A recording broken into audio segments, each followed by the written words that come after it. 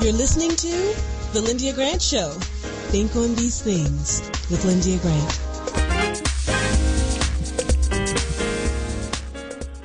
Good afternoon. You're listening to The Lyndia Grant Show. So glad to be here with you this evening here on Radio 1 Spirit 1340 WYCB, the oldest radio station in the Washington, D.C. area and the first contemporary gospel station throughout the United States, founded by our own Miss Kathy Hughes. Welcome to today's show. My guest today is one of the best doctors in town. I say it in town, but I feel like she's one of the best ones in the country. Her name is the one and only Dr. Gail Nunlee-Bland. She is the head of endocrinology at Howard University Hospital. She's also on staff at several other hospitals. She's worked closely with me over the past 2 years, and I have so much respect for Dr. Bland. I am so grateful for her support. She came on our Zoom call with my sorority, and we talked to people up and down the East Coast about diabetes. She even, I think, did some of her early work at Johns Hopkins. So I just want to welcome Dr. Bland and say thank you to you today, Dr. Bland. How are you today? I'm doing fine, and thank you so much for inviting me on your show. I really enjoy this. All right, good. And I just want to also let the listeners know that we usually have politics for Dr. Julianne Malveaux. Dr. Malveaux is in San Francisco, California. Her mother passed. Her mother's name is Proteone Marie Alexandria Malveaux. And she was born in 1928, and she died on June 17th. So 1928 to 2021. Dr. Malveaux is going to be there until the funeral services and memorial services in San Francisco, which she will be memorialized on July 23rd with Vespers, Catholic service, meaning prayer and visitation, on July 24th, and then Mass. And on 23rd, it's going to be the prayers and visitations. And then on 24th, it's going to be the Mass and funeral celebration of her life at St. Kevin's Church at 704 Cortlandt Street, San Francisco, California. So I'd like to recognize Dr. Julianne Malveaux and send our condolences out to her. And also, before I talk a little further about Dr. Bland, I also want to just mention this day in history. Today we had the sentences of Derek Chauvin by Judge Peter A. Cahill at the Hennepin County Courthouse. And so I just wanted to, if you didn't hear it, Derek Chauvin could have gotten a maximum of 40 years, but he got 22.5 minus the 199 days current already served. So I want just to say that I consider that a victory, and I can praise the Lord for that. And finally, I want to say this month, I'm celebrating my 11th radio show anniversary, being on Radio 1. I've actually been 10 years on the Lyndia Grant Show, but I served a full year on Educationally Speaking for Barbara Simmons. Barbara Simmons is deceased now, but about 10 years ago, she had me as her substitute, and she had a really bad stroke, so I would go to Princess Garden Parkway every Saturday to host her show, and that's what got me started. That was what made me decide I wanted to be in radio, because I served a whole year in Barbara Simmons' place every Saturday. So now, here we are, 11 years later, celebrating 11 years of being in radio. So I wanted to just let you all know that I spoke about diabetes in memory of my mother.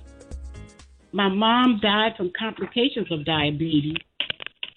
Her legs were amputated, and she had high blood pressure and a lot of stroke, and she had kidney failure, worst case scenario. So I have had lots of shows about diabetes. Dr. Bland has been on 4 or 5 times. I've had doctors from Johns Hopkins, from the Wilmer Eye Institute, and from the hospital, just lots of doctors that have talked about diabetes and healthcare practitioners. So in order to celebrate my radio show anniversary, me and Dr. Bland have the whole show, so I thought I would set the show up by explaining to you all that is my anniversary and that we're going to talk the entire time once I finish telling you about it. So that's what we're getting ready to do. And let me finish telling you about Dr. Bland. Her bio is long, but I'm only going to tell you what she does at Howard University. She is the chief of the endocrinology and metabolism at Howard University from 1998 to present. She's the director of the Diabetes Treatment Center from 2007 to present at Howard University Hospital. All of these are Howard. She is an associate professor from 2003 to present at the College of Medicine at Howard University. And finally, she's also the associate professor for pediatrics from 2003 to the present at the College of Medicine, Howard University. So I just want you to know we have a truly knowledgeable doctor with us here today that's going to talk to us about diabetes. And because I have diabetes, I have type 2 diabetes. I mean, my mom was one of those, we didn't know about it in my family, and we cooked and we ate good, so we didn't know what it was doing. And as you know, it runs in families, so it's in the genes, kind of, but it's also in what we eat and what we do and what we don't do in terms of exercise. So I wanted to let Dr. Bland talk about this today, but then after she tell you whatever she want to tell you about diabetes, just to set it up, we're going to talk the second half about the psychology of having diabetes and how we got to use willpower. So, Dr. Bland, for a few minutes before we go to our commercial break, I want to ask you to just set it up. Okay, well, thank you, Lydia. Yes, you pretty much set it up quite well in terms of diabetes, and diabetes disproportionately affect people of color, particularly African Americans. And in Washington, D.C., in Wards 8, the prevalence of diabetes is as high as 19%. So almost 1 out of 5 people will have diabetes. And this is something that actually can be prevented. We know that if you have a positive family history of diabetes, that if you put on weight and your weight is, and we talk about body mass index, generally when it's above 30, you're at an increased risk for developing diabetes yourself. But from a study that was done, it's almost 25 years now, that what we learned is that people who knew that they were at high risk for diabetes, who had, and this is a blood test that we normally will order, that hemoglobin A1C, which tells us what your average blood sugar has been over the last 3 months, that if you have a hemoglobin A1C between 5.7 and 6.4, that you're in that pre-diabetes stage. And this is where you can do something about it with the diet and the exercise. And they showed that when people cut their calories down by 500 calories, which would mean maybe a bag of chips and a regular soda every day, and they exercise for 30 minutes, 5 days a week, and we're not talking about running a marathon, but just simple walking, that they significantly reduce their chances of developing diabetes. And that's something that we really would like to strive for. But if you happen to have diabetes, then we talk about controlling it. So with control, that means, again, eating healthy, exercising, and we'll talk about some of the things like the stressors in your life that can also play a role in terms of why your diabetes isn't in good control. So what would be a good way of controlling your diabetes, or what things do we look at in terms of that? Well, I talked about that hemoglobin A1C, and that is a blood test that really the sugar sticks to your red blood cells, and the higher your sugar is, the more it sticks to your blood cells, and then that's the higher your A1C is. So a normal A1C is actually less than 5.7. When we make the diagnosis of diabetes, the A1C is 6.5 or greater. When you have been diagnosed with diabetes, and we diagnose it based on, one, that A1C, or we may get a fasting blood glucose, which means that you haven't eaten anything for about 12 hours except for water, that if your blood sugar is 126 or higher, then it is consistent with diabetes. Or if you happen to have a random blood sugar, that if you go to the doctor's office and they check your blood sugar and it's 200 and higher and you have signs and symptoms of diabetes, and those signs would be drinking a lot of water, going to the bathroom a lot, losing weight despite, eating, sores or wounds that just don't want to heal, women having frequent vaginal yeast infections, feeling tired. Those would be signs that you have diabetes. And, with the summertime, a lot of times people mistake, well, I'm thirsty, I'm drinking a lot. It might be because it's hot out here, and then they tend to drink even more sugary drinks, and then that causes the blood sugars to go up even higher. And sometimes they can come in here with a coma because their blood sugars are so high. So you should be aware of those signs and symptoms of diabetes, and we make that diagnosis. But once we make the diagnosis of diabetes, we really try to educate you on how you can manage it. And diabetes is a manageable condition, type 2 diabetes. We can manage it with diet, which is very important, exercise, and medications. And we have a lot of medications that we can use to control your diabetes. It can be pills, it can be insulin, and we even have injections now that you can give once a week, and it causes you to lose weight and control your diabetes. So we really shouldn't see what I've heard from Lydia's mother in terms of losing limbs and toes and going blind and going on dialysis, because we have so many ways of controlling your blood sugar. And with that, when we control it and we keep that A1C under 7, that's really what our goal is, we learn that you do not develop those complications like blindness and amputations and dialysis. And in addition to the blood sugar, we also make sure that your blood pressure is controlled, because we know that hypertension runs very high in the black community. And we have to control that, because that can contribute to those strokes and heart attacks and heart disease that we see, along with your cholesterol.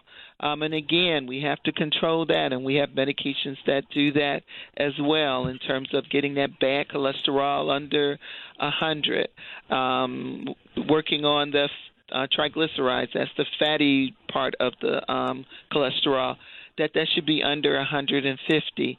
And we try to do that with medications as well as lifestyle.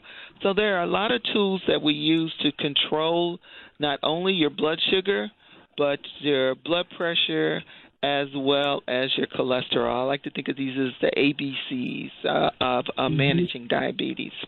And definitely weight, because I know when we were working on the classes at Mary Health, when we would do our training, we also would begin the class, but we would all check the A1C, we would check their body mass, we would check their weight. All of it goes together. And then we also would bring in someone to go over the exercise. We're talking to Dr. Gail Nunlee-Bland. She is the head of the endocrinology diabetes at the Howard University Hospital. And we're going to go to a commercial break, and we're going to come back and keep talking to her for the rest of our show. Dr. Gail Nunlee-Bland from Howard University Hospital. If you or someone you know has type 2 diabetes, or even if they are in the pre-zone or getting close to 5.7, which is now pre-diabetic, tell them to tune in today. Listen, and then also when I put the show on Facebook, copy it and send it around to people. We'll go to our commercial break, and we'll be back in a moment.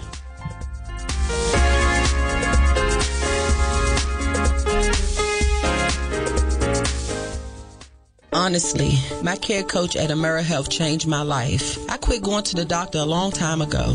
I was tired of leaving the doctor confused by all the medical talk with no explanation. It was frustrating. I didn't have anybody to help me understand stuff or give me advice. So like I said, I just stopped going. So what changed for you? My care coach. Having one-on-one support from someone through AmeriHealth really helped me. She cared about me so much and listened to me too. What I love the most is that she walks me through the options and breaks things down, so I really understand. She even calls just to check on me. Because of her, I feel like I finally get it, and I can take care of myself.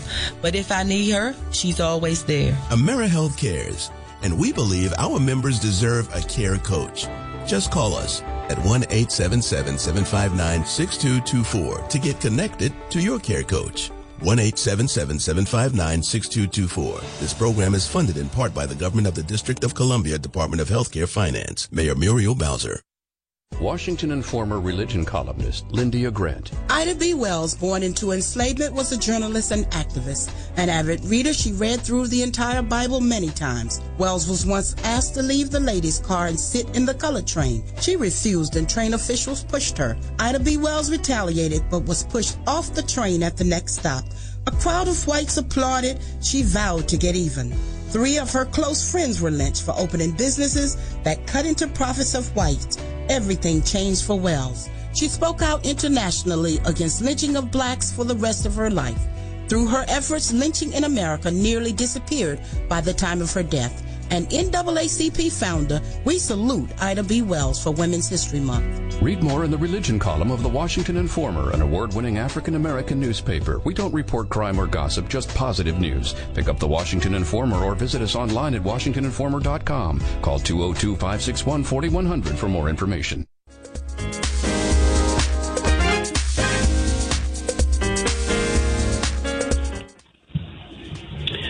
Welcome back. You're listening to the Lyndia Grant Show here on Spirit 1340 WYCB Radio 1 Washington.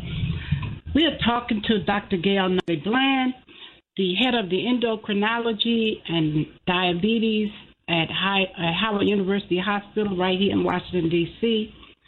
I asked her to talk about causes and preventions for diabetes the first half of our show, and we'll probably talk a little bit more about that, but I wanted us to talk about the psychology of having type 2 diabetes in the second half of our show, because I don't care how much the doctor tell you how you're supposed to eat. If you've been living 30, 40, 50, 60, 70 years, and all of a sudden you got to change, no more fried chicken and no more a whole lot of macaroni and cheese and cakes and pies and all the stuff. I mean, you might can have some, but you got to change how you do it. You got to eat it in moderation, and sometimes none. So it's all about willpower, and I wanted Dr. Bland to talk a little bit about that. Yes, it is a lifestyle change that many people find very difficult. And I always like to tell my patients that even though, we tell you that you need to leave some of that. We didn't tell you that you had to not eat it at all, but to work on portion control and, not eat a whole big bowl of macaroni and cheese, or, maybe you can have that fried chicken on a special occasion. But it is a lifestyle change that you must embrace. And I like to tell patients that really it is a diet that all of us need to follow. It's a healthy diet. Really, for those that do not have diabetes, we don't know what it is doing to our body when we eat that kind of food, even though we may not have diabetes or we don't see that sugar go up.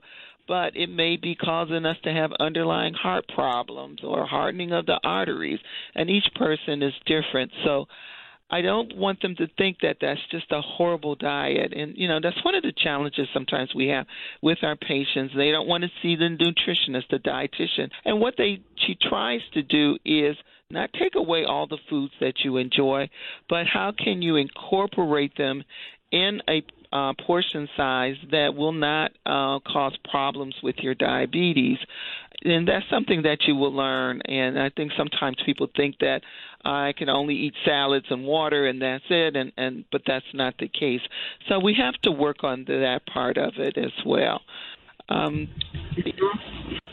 realized, I found out just recently, Dr. Bland, that when I was trying to get my A1C down, I had a nurse that I talked to once a week. My doctor recommended it, and when I would do my blood sugar every morning and take the test and put it in the little machine, it was connected to her at her office.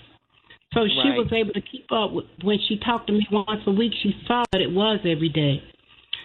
And I learned, even though I've been doing these classes, that I was cutting out carbs all the way and eating salads and greens and vegetables, but not getting any carbs. But my blood sugar wasn't high, but it wasn't as low as I thought it should be. And when she would go over my plate, she realized that I didn't have any carbs.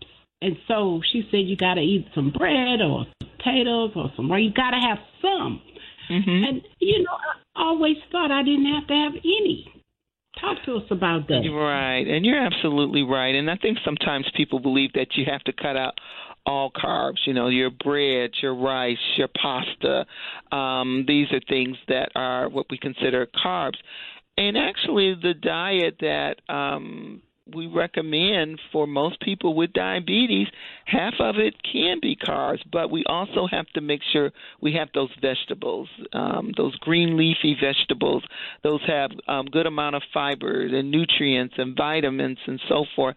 And our meat, we really can cut back on our meat consumption. And one of the simplest ways that we try to advise our patients is using the plate method, that half of your plate should be vegetables and you divide the other half in half where you put your starches, which could be your rice, your potatoes, your pasta, and then the other quarter of it would be your meat. And if we embrace that, then you are eating a healthy diet that can help control your blood sugar. So cutting out carbs completely is not what we recommend. I know some people believe that you should be on a no-carb diet, but we need some carbohydrates for our liver, for our muscles, for our brain, and all of that. So we should not cut it out completely. I'm telling you, because I found that out. I know I might have had a plate of cabbage and maybe some chicken, a chicken breast, and no bread, just enjoyed my cabbage and some chicken. And then my blood sugar might have been 140. It wasn't too high, but it wasn't 105 or it wasn't 120. And so when she would go over with me, she would say, I needed some carbs. And so that was where I started to see the difference, and I saw my numbers coming down when I began to understand the balance. And the last thing I wanted to share with the listeners that I found out is that even when I eat everything correct on that plate you just said, if it's 7 or 8 o'clock and if I eat a full plate, my blood sugar would be a little high the next day. And I'm only going by my body because Dr. Bland can tell you everybody's different. If I would eat off of a saucer, just enough to know I wasn't starving, then my blood sugar would be low. It didn't matter about it being cooked correctly. It's just something about my body, even though I was doing my exercises, because I would say to the nurse, I only ate it, and it was healthy. But I had to figure it out for myself. I found out for myself that having a smaller serving was the thing that kept me straight. And you're absolutely right. Each person is an individual, how your body reacts to certain foods. And that's something that, working with a dietitian or a nurse or a coach, a health coach, can help you do that. And keeping a food diary sounds like you were doing a really great job of, noting what foods you ate and what time you ate it, how that can affect your blood sugar.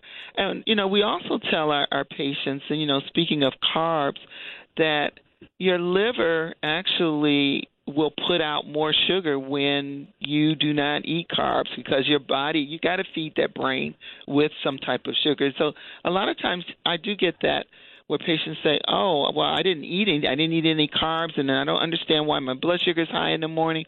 That is that liver putting out that sugar to make sure the rest of your body is being fed. That's what she told me, Dr. Bland, and I wanted to make sure I got that in for people because I didn't know that. Mm-hmm. Yes, so that's why we have to feed the liver. Now, you don't want to feed it too much because then after that, all that sugar gets turned into fat and you get a fatty liver.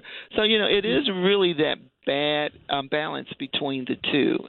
And, the physical activity helps take some of that sugar into the muscles because the muscles have to be fed, and that is another way of controlling your blood sugar. So, all these things that we talk about in terms of, eating a healthy diet, a balanced diet, your physical activity, all of these things play in terms of making you whole in terms of managing your diabetes. So it's so important to look at all aspects of it.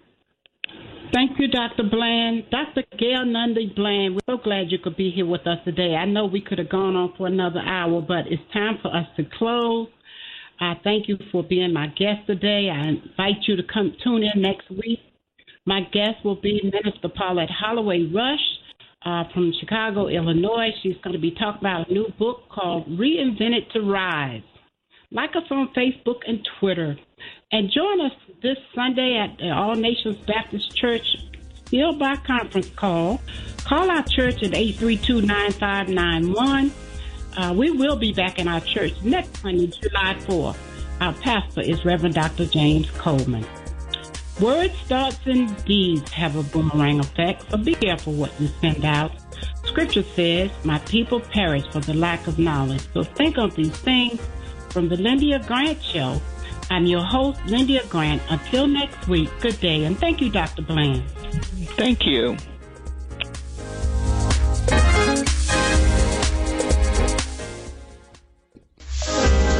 Thank you for listening to the Lyndia Grant Show. Think on these things with your host, Lyndia Grant.